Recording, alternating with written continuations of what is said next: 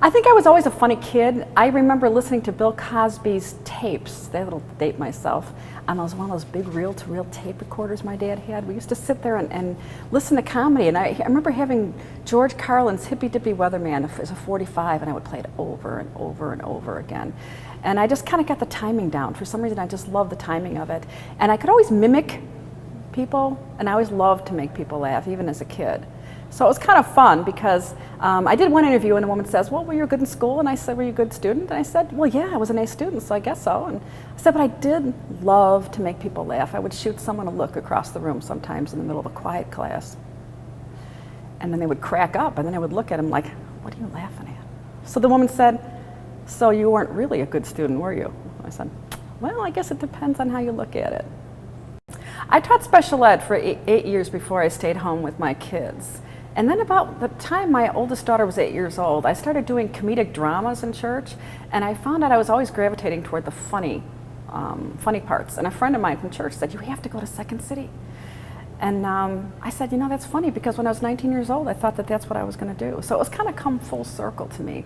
And then we had a comedian named Ken Davis who came to our church, and he was hysterical. And I picked up a brochure about some kind of speaking seminar. And it was one of those things like flypaper, keep sticking. I was trying to throw it out, and I always turned up. My husband said, you know, you really should do something, because you're pretty funny and you're engaging. You should try, go. So I went to Orlando, and I met all these Christian comics, and I met all these people that were hysterically funny, and I felt like I was home. And I said, you know what, this is what I really want to do. And I asked one of the comics, I said, how do you know you're really a comic? How do you know that that's what's for you? And he said, well, let me put it this way. When you're at a dinner party, is there usually more laughter coming from your end of the table? And I said, well, actually, yeah. He said, then that's usually a good sign. Well, I grew up in Polish Catholic, northwest side of Chicago. So I grew up in a kind of a funny, and my parents were actually very funny people, even though they didn't realize how funny they were. My mom always talked like this, and she just always had a funny saying to talk about. And so I was just, I had a great childhood. I know a lot of times they say comics don't, but I had a really good childhood, a lot of fun, a great family. So I don't know how that all came together, but born and raised in Chicago, and I live out in the burbs right now. I talk a lot about my two ADD kids, and that is the truth. They are ADD kids.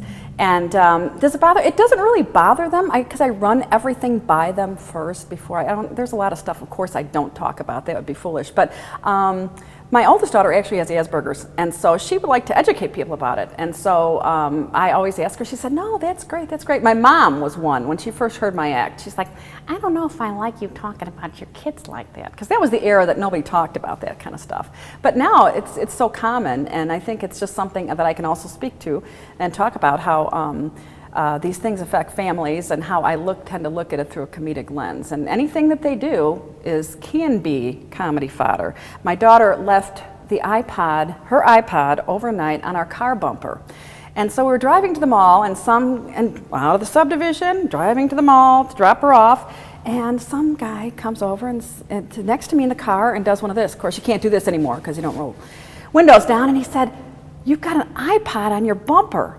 And my daughter's in the front seat. She goes, that's where it is. And I said, this one is going in the act. I don't really care, because if it makes my blood pressure go up about 20 points, it's going in the act.